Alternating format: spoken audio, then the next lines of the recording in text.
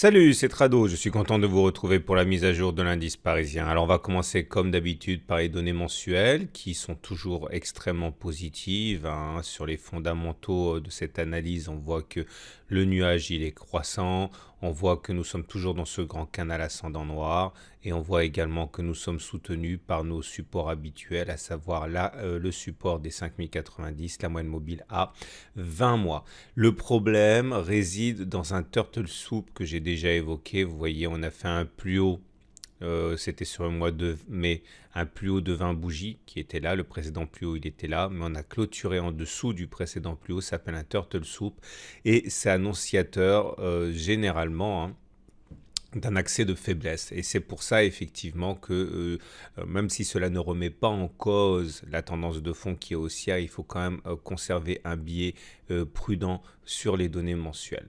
Sur les données hebdomadaires, c'est une autre menace qui plane, tout aussi, voire même encore plus délétère, c'est la vague de Wolf. Alors cette vague de Wolf, je vais vous la montrer, elle est là, vous voyez.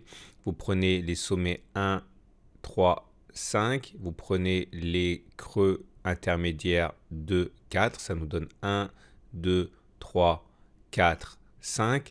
Et l'objectif de la vague de Wolf, c'est d'aller chercher dans un premier temps le point 4 ici, c'est-à-dire les 5030, et pourquoi pas ne pas envisager dans un second temps d'aller chercher l'objectif final qui est le point 6, à savoir un contact avec la demi-droite 1,4, c'est-à-dire quelque part par là.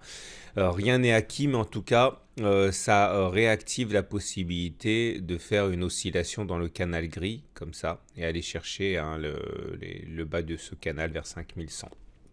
En tout cas, au-delà, même si on devait aller chercher ce point bas, la tendance ne serait pas baissière pour autant, puisque vous voyez, on serait, hein, en cas de contact avec le canal gris en bas, hein, toujours eh bien, globalement dans le nuage, hein, et le nuage pour l'instant est toujours à plat, il n'est pas descendant, il est même légèrement haussier, hein. Donc si on s'en tient à la tendance hebdomadaire, elle est neutre, voire légèrement haussière, avec une menace d'attaque, hein, incessante, qui a déjà eu lieu. Je vous rappelle qu'on a eu ici une couverture en nuage noir qui produit ces effets actuellement. Donc voilà, on en est. On va basculer maintenant sur l'unité de temps journalière une fois qu'on a vu ce contexte de moyen et de long terme. Et ce contexte, il est le suivant. Il n'y a rien eu de bien à se mettre sous la dent aujourd'hui, hein, globalement avec l'institutionnalisation d'un régime anti-système, enfin d'un gouvernement anti-système en Italie, le flou artistique en Espagne, le ton qui monte entre la Chine, les États-Unis, le Canada et les États-Unis, le Mexique, les États-Unis, maintenant l'Union européenne et les États-Unis. Ça sent la guerre commerciale et si les marchés ont décidé de monter aujourd'hui, c'est vraiment, à mon avis, uniquement pour des raisons purement techniques, maintes fois abordées. Alors, pour l'instant, regardez la fourchette d'Andrew. C'est important, vous voyez, la fourchette d'Andrew, j'ai fait un module de formation là-dessus. Vous prenez 3 extrêmes consécutifs, 1, 2, 3, en l'occurrence ici, un plus haut, un plus bas, un plus haut. Et l'objectif rallié dans 80% des cas, c'est la médiane ici. Et cet objectif va être rallié dans le cadre de la boîte d'Austin. Alors la boîte d'Austin, c'est un peu plus compliqué, mais ça permet d'avoir un timing.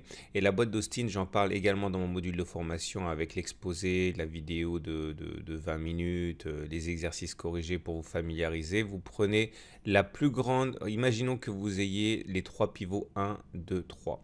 Vous avez le choix entre comparer la distance 1-2 et comparer la distance 2-3. Vous prenez la plus grande de ces distances, ça vous donne cette boîte. Et cette boîte, en fait, reportée par-delà le point 3, ça vous donne le timing dans lequel eh bien, le contact devrait se faire avec la médiane. C'est-à-dire qu'au pire, au regard de cette boîte d'Austin, ce serait avant le 9 juillet qu'on irait faire contact avec la médiane. Okay. Bon, c'est un peu technique si vous découvrez, mais ça vaut la peine parce que ça veut dire qu'on n'est pas à l'abri d'un nouvel accès de faiblesse. D'ailleurs, vous voyez qu'on est toujours ancré sous la moyenne mobile à 20 séances qui descend. Alors, pour info, on avait un setup Tradobull. Ce setup Tradobull est tel que lorsque vous avez une bougie entière sous la Bollinger inférieure, on sait très bien qu'un retour un retour sur la M7 est imminent et c'est un retour minimal sur la M7, on va généralement plus loin. Et vous voyez, une bougie après le setup, finalement, on a réintégré les bandes de Bollinger, on allait chercher la M7, et là, de manière classique, eh bien, on dépasse même cet objectif. On peut même envisager, pourquoi pas, d'aller chercher la M20. Alors, le caillou dans la chaussure des haussiers, c'est le gap là qui a été comblé. Vous voyez, on avait eu un gap entre les plus bas de cette bougie et les plus hauts de cette bougie, il n'y a pas de cotation. Et on a coutume de dire que si on rebouche le gap rapidement, bah, c'est un gap commun. Et dans l'occurrence, il a été bouché, là c'est un gap commun.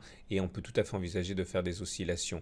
Est-ce que la M20 sera touchée? C'est tout à fait possible, hein, mais en tout cas, pour l'instant, l'heure est toujours au rebond technique, hein. Le rebond technique qui s'explique d'ailleurs essentiellement sur les autres marchés. Sur l'Eurostoxx, on a rebondi sur les 61,8% de Fibonacci, c'était jeudi. Sur le DAX 30, on avait également de très très solides, c'était une zone de support ici, là, hein, qui a parfaitement fonctionné. Donc on était mûr pour rebondir, c'est sans doute ce qui explique la bonne tenue des indices actuellement, hein, qui ne montent pas pour des raisons fondamentales, mais donc purement techniques. Les indicateurs techniques sont toujours justement dégradés, MACD sous son signal, ce n'est pas bon, le momentum sous 0, ce n'est pas bon, le RSI sous 50, ce n'est pas bon. À noter également qu'on avait eu un signal haussier qui a bien fonctionné, j'en ai parlé beaucoup de Sagi, que lorsque l'on sort de la zone de survente, eh bien c'est une alerte haussière. Vous voyez, effectivement, c'est ce qui s'est produit.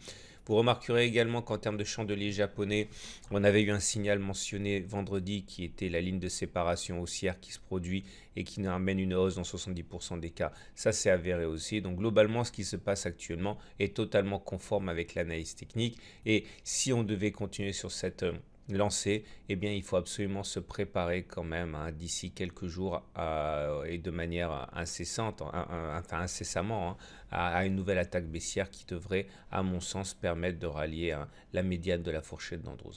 Voilà ce qu'on pouvait dire. Regardez rapidement les données horaires, comme d'habitude, hein, celles que j'utilise dans mes matrices de trading. Alors, ça a été un petit peu modifié, comme vous le savez, hein, vous trouverez la capture d'écran avant modification sur le site. Voilà ce que j'ai pour demain. Tant qu'on se maintient au-dessus de 5465, on peut caresser l'idée d'aller chercher 5497. Et voilà, au-dessus de 5502, il y a 12 points à récupérer. Au-dessus de 5516, il y a encore plus de points, mais c'est surtout, à mon avis, je crains vers le bas qu'il faut regarder. En dessous de 5451, il y a 13 points pour aller jusqu'à 5438. Voilà, je vous souhaite une très bonne journée. Je vous dis à demain pour la mise à jour.